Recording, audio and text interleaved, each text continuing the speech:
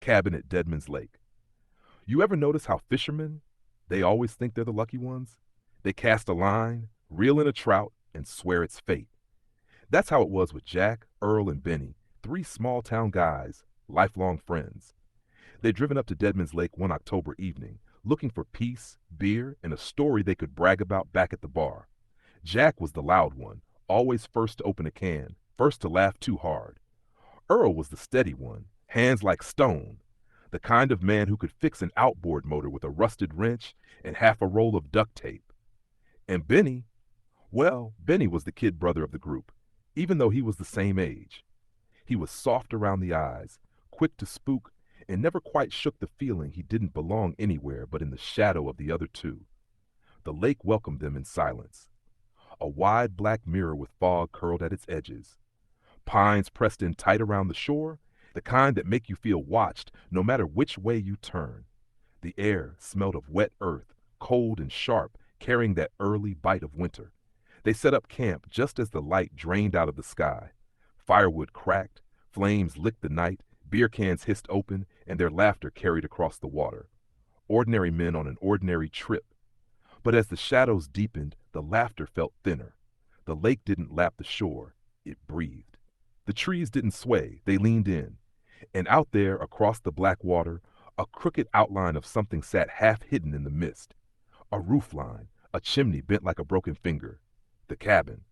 And every so often Benny swore he saw a light flicker in its window. Jack was the practical one, Earl the loudmouth.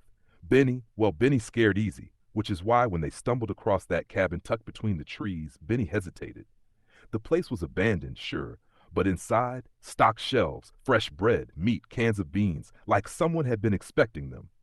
Hell, Earl laughed, cracking a beer. I say we take the gift. And so they did. They built a fire, played cards, drank until their laughter drowned out the silence of the lake. But sometime past midnight, Benny froze, his head cocked toward the door. You hear that? He whispered. Footsteps, slow, heavy, circling the cabin. At first they joked, probably a raccoon, maybe a deer, but no deer walks like that. Around and around it went. Closer, louder, boots scraping against wet earth. Jack grabbed the poker from the fire. Earl, drunk but still grinning, swaggered to the window and yanked the curtain aside. Nothing but fog pressed against the glass. Thick, hungry, and then knock. One sharp rap at the door. Benny nearly dropped his beer. Jack raised the poker higher. Earl, still playing tough, shouted, "Who's there?" Silence. Another knock, louder. Jack's voice was tight now. We ain't open for company. But when Earl twisted the handle just to prove there was nothing, the door swung open on its own. No wind, no draft, just open. Fog slid inside like it had been waiting. They slammed the door shut, bolted it, backed away. The cabin felt smaller now, the shadows thicker.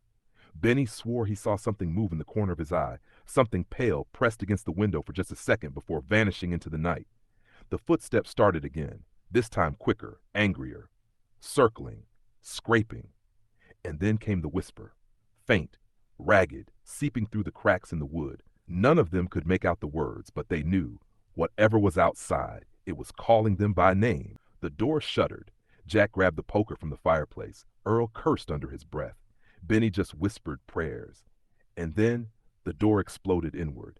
What stood there wasn't a man. Not anymore. Its flesh peeled away like wet bark, hanging in strips that swung when it moved. Its skin gleamed black with rot, veins bloated and pulsing as if something crawled beneath. The eyes, clouded, blind, but still burning with a terrible recognition. And in its hands, dripping from its wrists like chains, were fishing nets. Tangled, stinking, weighted with rusted hooks. It staggered forward, dragging the stink of the lake with it. Jack swung the poker. The thing caught it midair, metal screeching against bone. Earl grabbed a chair and smashed it across the creature's back. The chair disintegrated. The thing didn't even flinch. Benny bolted for the door, but the net snapped out like a whip, wrapping his ankles, pulling him down hard. Hooks tore into his skin, ripping fabric, ripping flesh. His screams echoed high and thin as the creature reeled him in like a catch. Jack charged, slamming the poker through its chest. For a heartbeat, it worked. The thing staggered, sagged against the blow. Then it lifted its face, lips peeling into a grin that wasn't human. The sound that came out of its throat wasn't a groan or a scream. It was the lake itself, bubbling, churning, Drowning. Cut him loose, Jack shouted. But Earl froze, eyes wide, trembling as if he'd already seen how this story ended. The nets pulled Benny closer, closer, until his face pressed against the creature's chest into that black rot, and the lake's voice swallowed his own. Jack ripped a hunting knife from his belt. He slashed, once, twice. The ropes of the net split apart, spraying him with slime and brine that burned like acid. Benny tumbled free, coughing, bleeding, but alive. The creature howled, a sound that shook the glass in the windows. It lashed out, knocking Jack across the cabin, splintering the wall. Earl finally snapped from his stupor, grabbing Benny and dragging him upright. And in that moment, Jack had to choose: run with his friends into the fog, or stay and finish what had come for them. By dawn, the cabin was silent. The fire burned low. No sign of the men, no sign of the thing, just the smell of brine, just the damp chill of the lake pressing at the windows. But silence is never empty, not at Deadman's Lake. It holds its breath, waiting. Jack stirred first, groaning where he'd been thrown against the wall. His ribs felt splintered, lungs raw, but he was alive. He dragged himself upright, searching the room. Earl sat in a corner, his hands clamped over his ears as if to keep some sound from leaking in. His face was gray, hollow, eyes fixed on nothing. And Benny, poor Benny, lay stretched on the floorboards, pale as the fog outside. He breathed in shallow rasps, nets still coiled around his legs like snakes that refused to let go. His skin bubbled where the slime had touched it, blistered as if burned. Jack crawled to him, knife still slick in his hand. He cut the rest of the nets away, but the hooks had left their mark. Deep, jagged, the kind of wounds that don't heal clean. Earl finally looked up, voice shaking. It wanted him. You saw it. It wasn't after us. Just him. Jack didn't answer. He pressed his palm against Benny's wounds, trying to stop the bleeding, but the boy flinched, crying out. Beneath the pain, there was something else in his eyes, something Jack couldn't quite name. A shimmer, a reflection, like lake water caught in a lantern's glow. Outside, the fog hadn't lifted.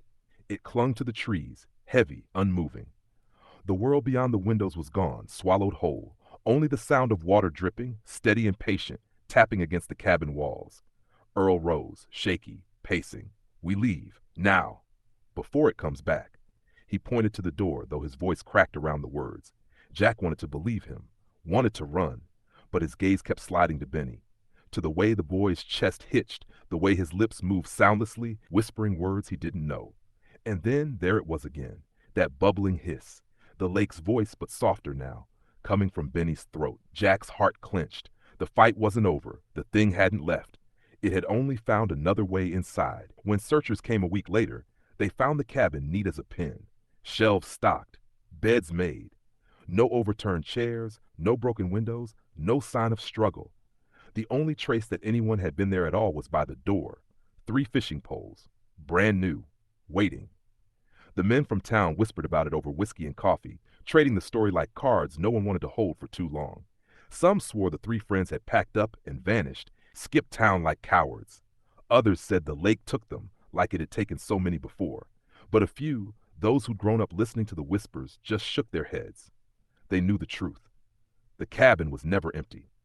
It never stayed empty.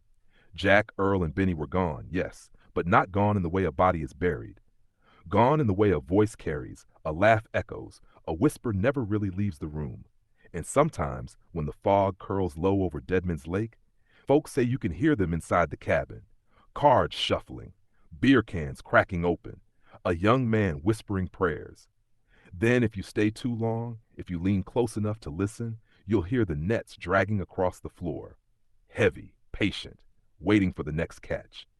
So let me ask you, next time you find yourself near Deadman's Lake and you see that little cabin in the trees, smoke trailing from the crooked chimney, would you go inside? Because somebody's still stocking it, and they're always hungry for new guests. If you enjoyed this story, make sure to hit that like button. It really helps the channel grow and gets these tales out to more people who love a good scare. Don't forget to subscribe for daily content and share this video with a friend who's brave enough to spend a night at Deadman's Lake. Thanks so much for listening and watching. There's another story recommended on your screen right now. I think you'll love it. I'll see you back here tomorrow if you make it through the night. The screaming pines. You ever notice how the woods sound different at night? Not quiet. Never quiet. They breathe. They creak. They whisper. And if you're not careful, they answer. Our story begins with Jamie. Not a hero, not some adrenaline junkie looking for trouble. Paula, just Jamie, an ordinary college kid.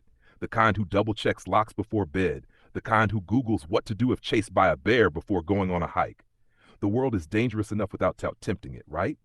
But Jamie's friends, Rachel, Marco, and Tyler, don't see it that way. To them, danger's part of the fun. And so they drag Jamie along for one last trip before the summer ends. One last hurrah before adult life sinks its claws in. The plan? A weekend of camping in the stretch of forest just outside their small town. A forest with a name whispered more like a dare than a destination, the Screaming Pines. At first it feels almost normal.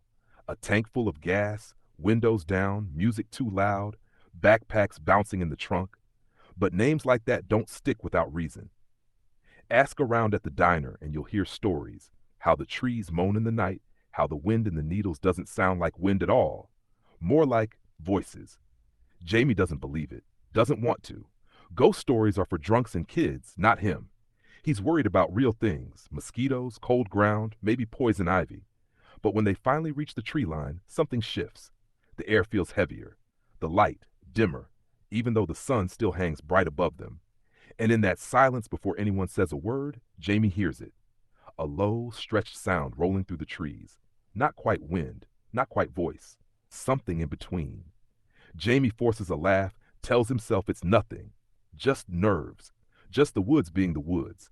But deep down a thought lingers, sharp and unwelcome. The pines are listening. At first, it's perfect. A cheap tent, a little fire, a six-pack making the rounds. The kind of night that feels endless. They laugh, they sing, the flames lick upward and their shadows sway tall against the trunks. And the trees, they laugh back. Not an echo exactly, not natural. Like the sound went out into the dark, and something else threw it back. Jamie notices it first. When he laughs short and nervous, the echo comes back lower, hungrier. And when Rachel calls out, "Echo," the forest doesn't just repeat her word, it adds another, "Stay." They freeze, then someone cracks a joke. Nervous chuckles all around. Acoustics, they tell themselves. Tricks of the wind, the rational lies people use to plaster over fear. But the forest feels different now. The trees lean closer. The fire spits and sputters like it's choking on its own smoke. The woods aren't just listening, they're answering. Marco tries to lighten the mood, tossing another log on the flames. Tyler mutters about drunk campers messing with them, hiding in the trees. They argue, voices sharp, too loud against the night. Jamie doesn't argue. He just keeps glancing over his shoulder because he swears the shadows move when he isn't looking. And then Alex, loud, fearless Alex, grins that reckless grin. He stands, cups his hands around his mouth, and lets out a scream, a big, stupid, defiant sound, just to prove nothing's wrong. But the scream doesn't fade. It grows louder, louder. A second voice tangled in it, a third, dozens, rising in pitch until it feels like glass cracking in the air. The campfire hisses down to embers, the dark rushing and thick and sudden. Then, silence, sharp, absolute, and Alex's chair empty, his half-drunk beer still sweating in the dirt. No footsteps, no rustle of brush, just gone, like the night swallowed him whole. For a long time, nobody moves. Jamie's heart thrashes in his chest, trying to tear its way out. Rachel whispers Alex's name like saying it will conjure him back. Marco's face has gone pale. Tyler fumbles for a flashlight with shaking hands. But the woods stay quiet, waiting, watching. And the pines, they start to whisper again. Panic erupts. Flashlights slice the dark, beams whipping wild across trunks that all look the same. No sign of Alex, no broken branches, no footprints in the dirt. Just that voice. Or voices. Their voices. Echoing back from the trees. Calling out, calling forward, rising and falling like a choir that doesn't breathe. Sometimes in harmony. Sometimes a ragged chorus of screams. Jamie knows what the others won't admit. The woods aren't just alive, they're hungry. And they've chosen. Rachel stumbles, sobbing Alex's name. Marco shouts into the night until his voice breaks. Tyler's flashlight flickers, then dies, plunging half the clearing into ink. And through all of it, Jamie just stands there, pulse pounding, chest tight. When Rachel grabs his hand, her nails digging crescent moons into his skin, She whispers what they're all thinking. Run, but run where? Every direction looks the same. Needles and shadows, shadows and needles, stretching into forever. No paths, no markers, just teeth, waiting to close. Jamie shakes his head, throat dry, but before he can speak, he hears it, his own voice, from somewhere behind him, screaming his name. It's impossible, wrong in a way that digs under the skin, because it doesn't just sound like him, it is him. Same breathless panic, same cracked tone, like someone scooped his fear out of his chest and threw it into the woods. The others hear it too. Marco goes rigid. Rachel gasps. Tyler mutters, "That's not real. That's not real," like a prayer. But Jamie feels it pulling him, an invisible hook lodged deep in his ribs. Do you follow yourself? Do you trust yourself? His feet move before his brain catches up. One step. Two. The trees close in, swallowing the light. Rachel screams his name, her real voice this time, raw and terrified. He doesn't turn back, because the voice ahead, the one that is him, sounds desperate. It sounds like dying. And if he doesn't follow, if he doesn't try, he'll never forgive himself. So Jamie runs, straight into the dark, and the pines open wide. Branches whip Jamie's face. Roots claw at his ankles. He doesn't stop, can't stop. Behind him, his friends' screams blur together, first sharp, then muffled, then gone. One by one, swallowed until only his own echoes remain. And then silence. Not the peaceful kind. The kind that hums in your bones like the world is holding its breath, waiting for something to break. Jamie staggers into a clearing. The moon drapes it in pale silver, but the ground, oh God, the ground is wrong. Too soft, too uneven, like it's been turned over again and again. He shines his light downward, the beam trembling in his hand. Shoes, backpacks, scraps of tents half buried in dirt. The woods keep trophies. Jamie's breath rattles. He drops to his knees, dust clawing at the soil. Fingernails catch on nylon fabric, on leather straps, on bone, polished smooth. A sob rises sharp in his throat, but it catches before it can escape, because then he hears it again, his own voice. Not from across the clearing, not from the trees, from right beside his ear, hot and close though no one is there. Stay. Jamie jerks, flashlight whipping through empty air. Nothing. No one. Just the echo of that word burrowing deep, wrapping around his mind like vines. The beam falls on something at the far edge of the clearing, Alex's jacket, torn, stained. A few yards beyond it, a fresh trail of broken branches leading deeper still.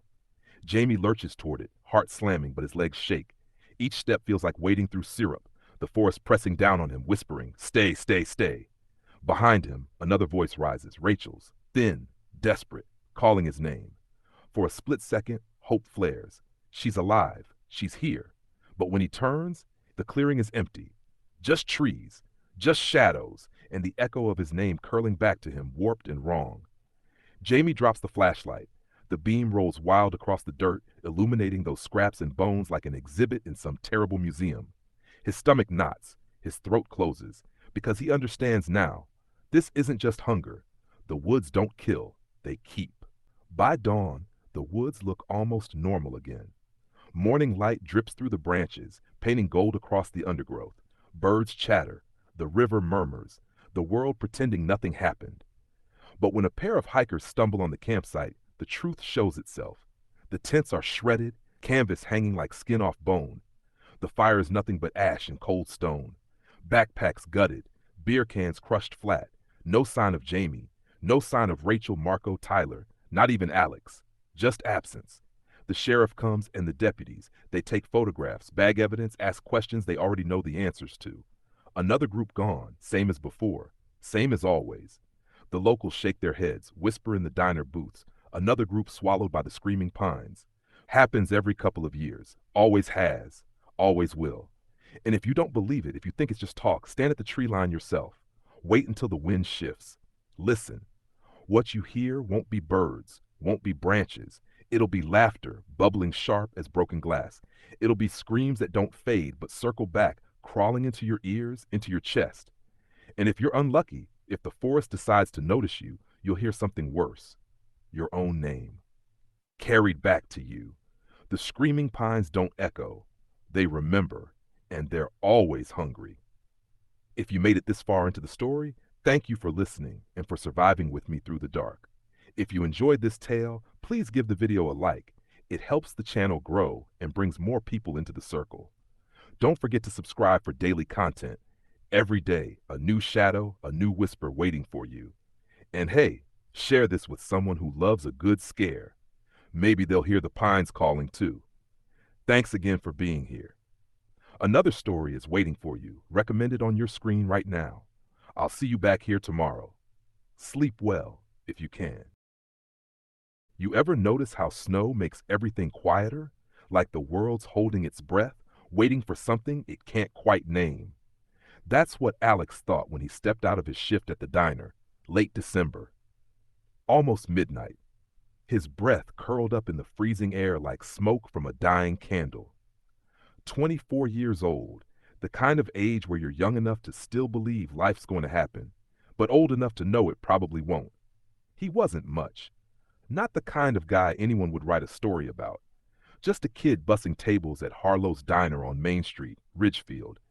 A town so small you could hear the church bells from anywhere if the wind carried right. He worked doubles to pay off a car he hated driving, a rusted-out Buick that smelled faintly of gasoline and regret. His routine was simple. Wake, work, eat when he remembered, collapse into bed, and start again. Ordinary guy. Ordinary night. Except there was something strange about the snow that evening. The storm had rolled in during his shift, painting the town in white. Ridgefield was a postcard now. Glowing street lamps, snow draped over roofs like frosting down streets wiped clean of cars and footprints. A silence so heavy it pressed against his chest. But it wasn't just silence. The snow was whispering. At first, Alex thought it was wind sliding through the alleyways, or maybe the hiss of pipes under the sidewalk. But no, these weren't sounds. They were syllables, broken words scattered and soft, weaving through the air like threads of smoke. He stopped walking, his boots crunching to a halt on the sidewalk, tilted his head, listened. It was there, barely. A hush of voices too faint to belong to anything human. He blinked, shook his head, kept moving. Sleep deprivation, that's all it was. He'd been pulling 16-hour shifts, too much coffee, not enough food. His body was running on fumes. But the whispers didn't fade. They followed, tucked in the folds of the snow, brushing against his ears whenever the wind shifted. It was like the snow wanted to tell him something. And if he listened long enough, maybe he'd understand. He told himself it was stress. Too much coffee. Not enough sleep. He'd been closing at the diner for 3 weeks straight, and his dreams, when he had them, were full of nonsense. Dishes clattering, neon signs flickering, nothing that stuck in the morning. But the second night, the whispers changed. They said his name. He was walking down Maple Street, a grease-stained paper bag of leftover burgers clutched in one hand when it came, clear as ice breaking on a lake. Alex, he stopped dead. His breath fogged in the air, thick and fast. The skin under his jacket prickled, every hair standing on end. He whipped around, scanning the whitewashed street. But there was no one. Just snow falling in slow, lazy spirals. No footprints behind him. No doors opening. Alex, this time, closer. His throat went dry. He stood there a full minute, listening until the cold bit into his bones and forced him to move again. He didn't tell anyone. Who would believe him? Ridgefield wasn't the kind of place for ghost stories. It was a town of potlucks and Friday night football games, where the strangest thing you might see was the mayor drunk at the grocery store. Still, each night, the whispers grew louder, stronger, like they were gaining courage. And then came something new. Shadows. Not the normal kind that stretched from lampposts and parked cars. These were too fast, too tall, flickering across rooftops in the corner of his vision. He'd look up, nothing. Just shingles draped in snow. Streetlights above him buzzed and blinked like dying stars, their glow washing in and out until he wondered if the dark itself was watching. He tried to fight it. Music, earbuds jammed in until they hurt. Metal, country, even white noise. Didn't matter.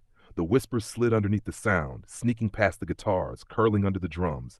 Soft, insistent, always calling, always for him. He stopped walking home the same way twice, took alleys, cut across yards, even borrowed his roommate's car once or twice. But it didn't matter. Wherever there was snow, and in Ridgefield there was nothing but, the voices found him. The worst part? He was starting to understand them. Not fully, not like sentences in English, more like fragments. Please, a language his brain shouldn't know, but did. And the more he listened, the clearer it became. One night, he heard laughter threaded in with the whispers. Childlike, too sharp. He nearly dropped his keys trying to unlock the door. Another night, he swore he saw a hand pressed against side of the diner window after closing. Thin, pale, vanished when he blinked. Sleep became impossible. He lay awake in his narrow bed, staring at the ceiling, waiting for the snow to speak. Because it always did. And deep down, Alex knew it wasn't just talking anymore. It was calling him somewhere. On the fifth night, Alex snapped. He couldn't keep pretending anymore. The whispers weren't background noise. They weren't fatigue or stress or tricks of the wind. They were real, and they wanted him. So when he heard it again, his name, hissed low and urgent, curling through the midnight air like smoke, he didn't turn away this time. He followed. Through alleys slick with ice. Past houses with curtains drawn tight, every window glowing faintly like an eye half shut in sleep. The streets were dead quiet. Not even the plows had come through. Just Alex, his breath a frantic rhythm, and that voice tugging him forward. It led him past the last row of houses, out where Ridgefield ended and the woods began. The snow was deeper here, swallowing his boots, but he pressed on. The branches above were heavy with ice, their weight groaning like tired bones. His hands were numb, his teeth chattering, but the whispers grew louder, threading into his skull until it felt like they weren't around him anymore. They were inside him.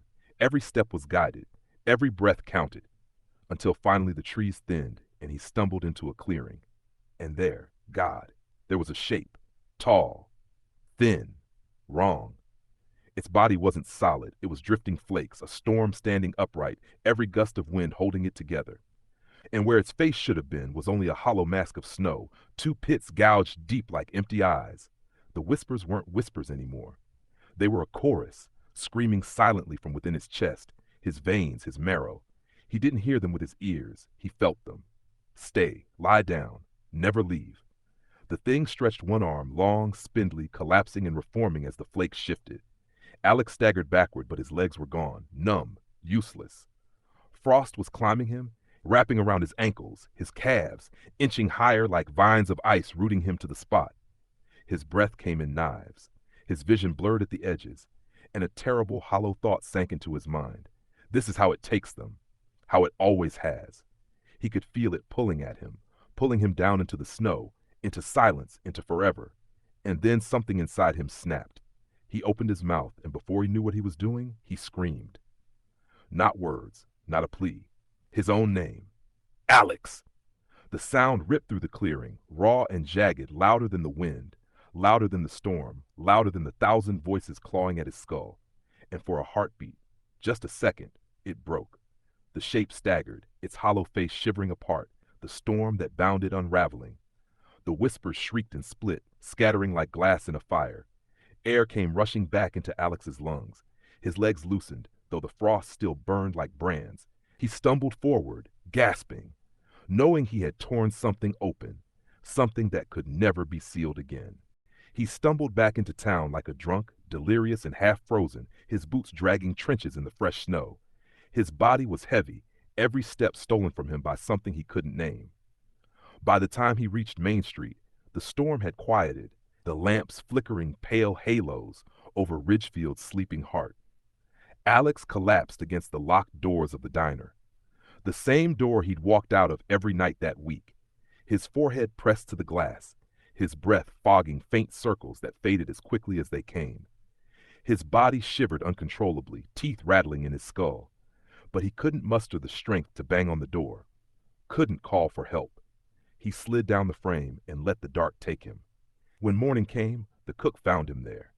Mr. Raleigh, 60 years old, faced like a slab of meat from too many years over the grill. He opened up at dawn, and instead of empty sidewalks, he found Alex, frozen, pale, lips tinged blue. Alive, barely. The ambulance came fast, lights bouncing off the sleepy storefronts, sirens cutting through the quiet like jagged glass. Ridgefield hadn't seen that kind of noise in months. Neighbors peeked from curtains, gossip brewing before Alex had even reached the ER. The doctors called it frostbite, mild hypothermia. Nothing unusual for a young man walking home too late in a storm. They shook their heads at the frost patterns creeping up his calves, muttered about circulation, stress, dehydration. And when Alex tried to tell them, About the voice, the thing in the clearing, the snow whispering his name. They exchanged looks over his bed. Prescribed rest. Suggested he see someone. Hallucinations, they said. Stress. But Alex knew better, because when they thawed him out under hospital blankets, when the warmth finally bled back into his skin, little flakes of snow melted from his arms, his chest, his neck. Perfect, crystalline, sliding down his skin in rivulets of water, though he hadn't touched the storm in hours. He stared at them, heart hammering. Nobody else noticed. By noon, the story was already circulating. Alex, the kid from Harlow's, nearly froze himself to death. Too many late shifts, too much walking home. Some folks shook their heads. Others laughed, said he needed thicker socks, a better coat. By evening, the whole town knew, but no one believed. Not about the whispers, not about the shadows, not about the thing that tried to claim him in the woods. And Alex? He sat in the stiff hospital bed, watching flakes of snow form and dissolve on his skin like his body was carrying the storm inside him now. He didn't argue, didn't try to convince anyone. What was the point? They hadn't heard it. They hadn't stood in that clearing. But he knew one thing. The snow wasn't finished with him. Not yet.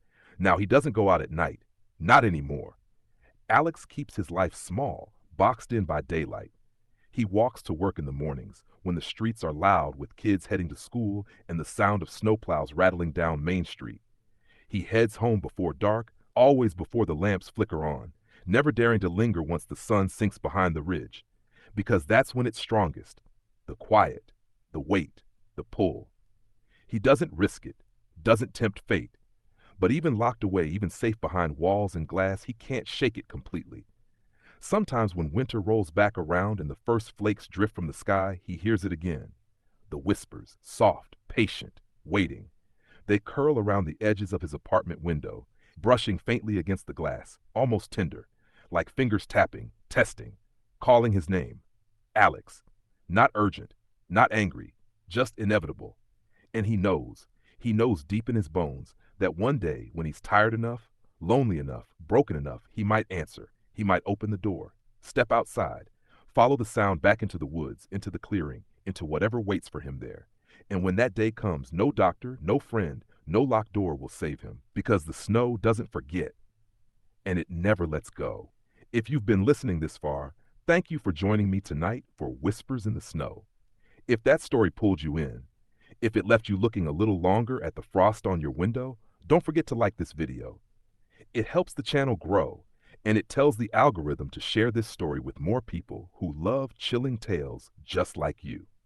Be sure to subscribe if you haven't already. I upload new stories every single day, crafted to keep you hooked until the very last word. And if you know someone who could use a good scare tonight, share this with them. Let the whispers spread. Thank you for listening, and thank you for watching. There's another story recommended for you right there on your screen, waiting to pull you in. I'll see you back here tomorrow night. Sleep well, if you can. The Lost Trail of Black Hollow. You ever notice how trails in the woods always promise something? Peace, adventure, maybe even escape. Well, in the town of Black Hollow, tiny place, maybe 600 souls, there's a trail that no one remembers being there the week before. One day it's just there, a wooden post hammered into the dirt, fresh paint on the sign, Black Hollow Loop. Now, our hiker, let's call him Daniel, he's not a thrill seeker, not a daredevil. He's an ordinary guy, middle-aged, out of shape, works a job that's slowly sanding him down to nothing. His doctor told him to walk more, so here he is, boots muddy, water bottle sloshing, telling himself a little fresh air will do the trick. He should have turned around the second he noticed the sign was too new, like the forest wanted him to see it. But he didn't. That's the mistake. At first he thinks it's a person, a figure, just beyond the tree line. Tall, still, watching. But when he blinks, it's gone. Daniel's throat goes dry. He isn't a man given to imagination. He works numbers, contracts deadlines. But something about this place is rewriting him, bending the edges of what he knows is real. The air feels wrong now, heavy. Each breath tastes of copper, like blood left out too long. He takes a swig from his water bottle, and it comes up warm, metallic. He spits it out and keeps moving. He chooses the last path, swearing under his breath, boots crunching harder, faster. Branches claw his jacket like greedy hands. His ankle twists on a rock, sharp jolt of pain, but he forces himself on, because staying still feels worse than moving. Staying still feels like surrender. Minutes pass, maybe hours. Time's dissolving. When he stumbles back into the clearing yet again, his legs nearly buckle. The fire pit isn't cold anymore. It smokes, thin gray fingers curling upward into the bright, indifferent sky. Daniel edges closer. The stones are warm, too warm, and in the ash, he swears he sees something glint, metal. He digs with trembling fingers until they close around it. A key, old, rusted, teeth crooked like they've been gnawed. The sound of breathing comes back then, not his, not in sync with his own. It hovers right behind his ear, wet, steady, patient. He spins. Nothing, just trees. Trees and shadows that lean closer than they should. Daniel pockets the key and bolts down a path, any path, praying for escape. His lungs burn, his ankle throbs, but something primal pushes him on, something whispering in the marrow of his bones. Don't stop. Don't let it catch you. And as he runs, as the forest closes in around him, he realizes something chilling. The trail sign back at the start, the one that read Black Hollow Loop, he never passed it again. No matter how far he's walked, he hasn't found his way back to town. This isn't a loop at all. It's a trap. He's staggering, chest heaving, hands slick with blood that may or may not be his. The world tilts, the trees wheeling overhead like vultures waiting for their cue. The other Daniel, the thing isn't gone. Not really. It's sprawled in the dirt, twitching, ribs cracking with each wheeze. But its grin hasn't faded. If anything, it's wider now, stretched from ear to ear, as if death itself is just another joke it knows the punchline to. Daniel clutches the rusted key, the teeth biting into his palm. He doesn't remember pulling it from his pocket, but it's there, warm, almost pulsing. The thing's eyes flicker to it, and then it speaks. Not with words, no, the sound is too broken, too guttural, but in his head, clear as day. Unlock it. The voice isn't his own. It's older, hungrier. It carries the weight of roots and stone and everything buried under Black Hollow for centuries. Daniel backs away, but the clearing shifts. The paths are gone. Every tree, every shadow, every breath of air funnels inward, dragging him closer to the fire pit.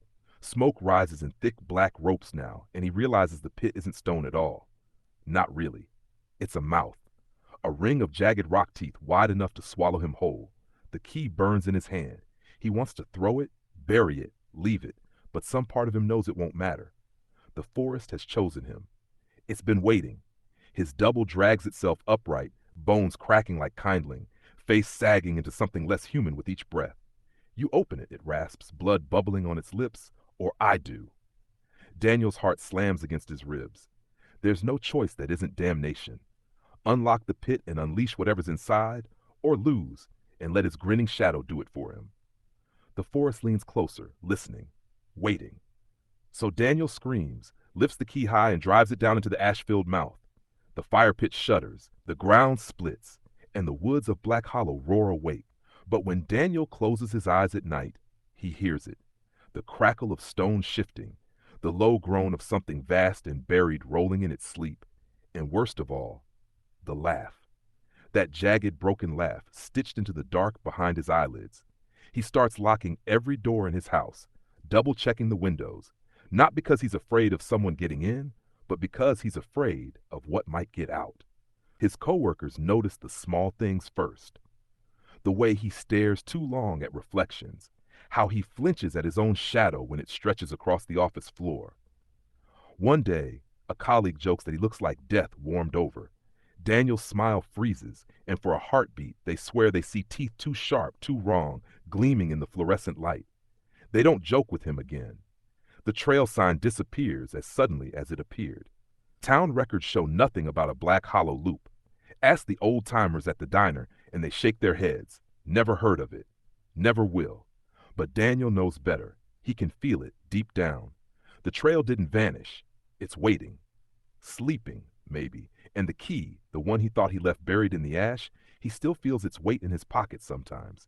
Cold, heavy, pressing against his leg like a reminder. There's one other thing. Children in Black Hollow start whispering about a man in the woods, a figure they see just past the tree line at dusk, tall, still, watching. Parents scold them for making up stories, but the kids swear he smiles at them, always smiling. Daniel keeps to himself. He works, he sleeps, he eats, the motions of a life that no longer fits him. But every so often, when he passes a mirror, he pauses, studies his own face, his own tired eyes, and for a moment, just a flicker, he swears the reflection grins before he does. The couple hesitates at first. They laugh, nudge each other, say it's probably just the Park Service putting in something new. But the man runs his fingers along the post, smooth, unweathered. The wood is too clean, the letters too sharp. Still, curiosity wins. It always does.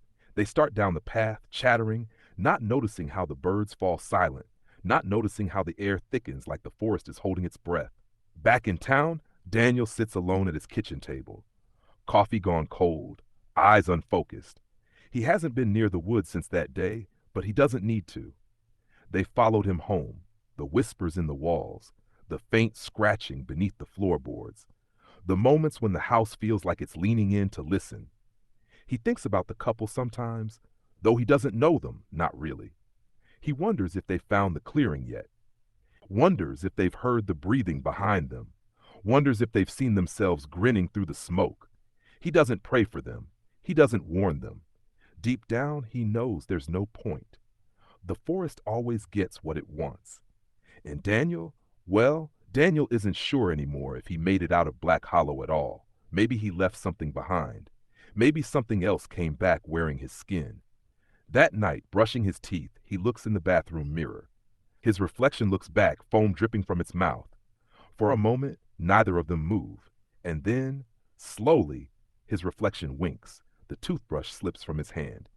So let me ask you again, if you found a brand new trail where there shouldn't be one, would you take it?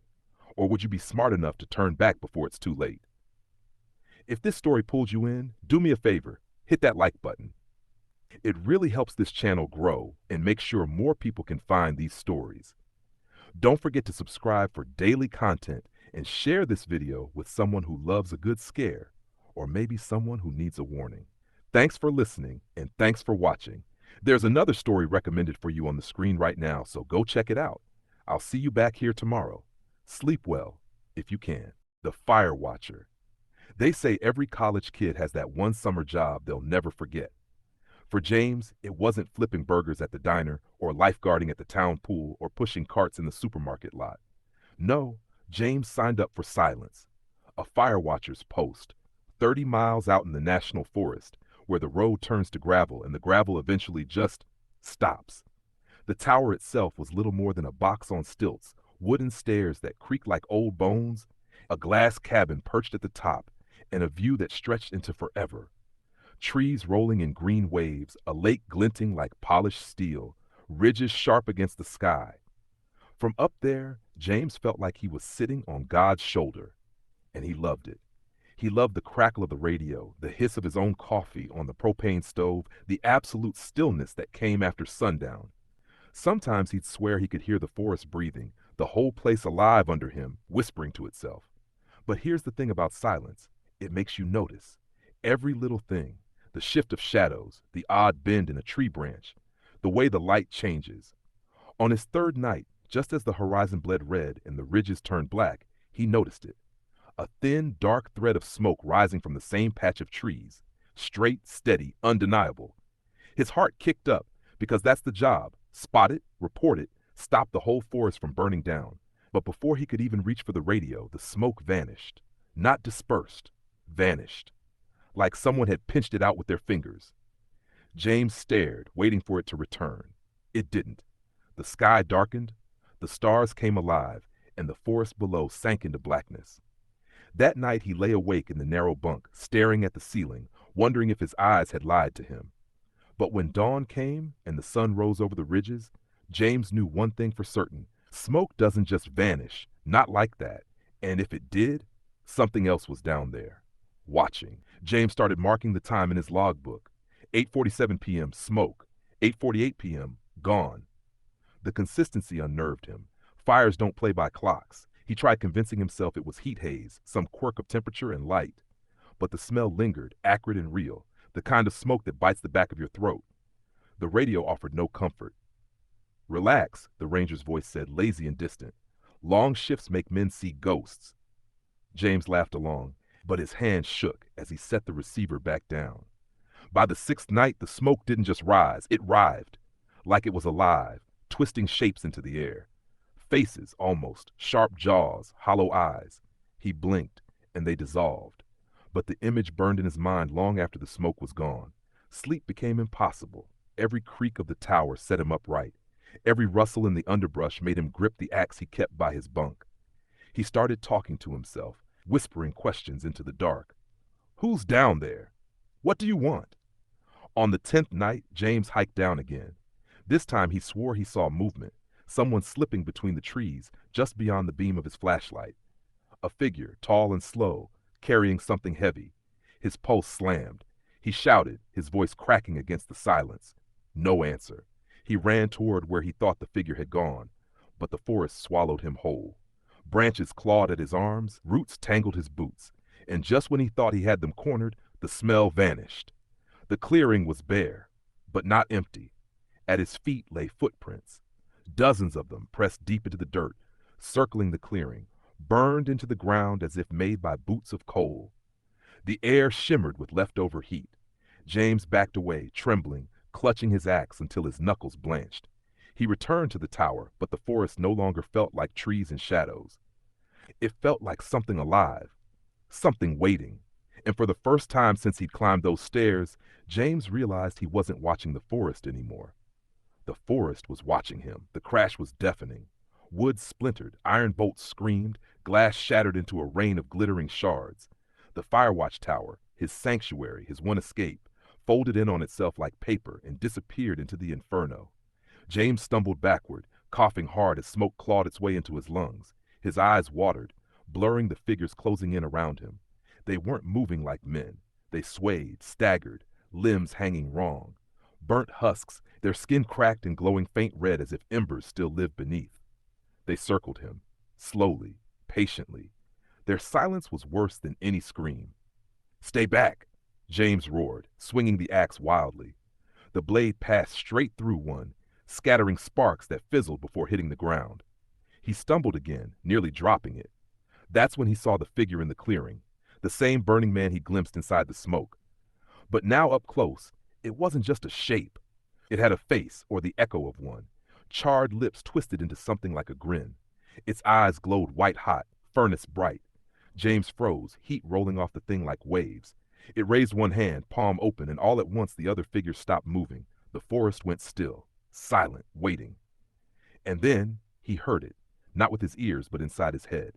A voice like fire cracking wood. "You watched, now burn." The ground split beneath him, flames tearing through the roots like veins. Heat blistered his skin, his lungs screaming for air. He ran, stumbling between the husks, dodging their outstretched arms. His shirt caught fire, flames licking his back as he swung the axe in blind terror, but every direction led him back to the same clearing.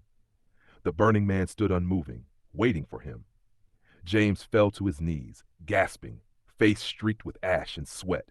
The axe slipped from his hands, and the circle closed. The charred figures leaned in, their cracked jaws opening at once. From every mouth a single sound poured out, low, endless, like the hiss of a fire that would never die. The world went white, and James screamed with it. James froze, chest heaving, the radio pressed against his hip like a living thing. The voice slithered through the static, low, amused, like it already knew his answer. He yanked it free, thumb trembling on the button. "Help me. The forest, it's burning. There are people. There..." The voice cut him off, crisp as a match strike. "Not people. Never were." Static swallowed the rest. Panic drove him forward. His boots hammered the soil, lungs raw with smoke. He pushed past tree after tree, but the forest betrayed him.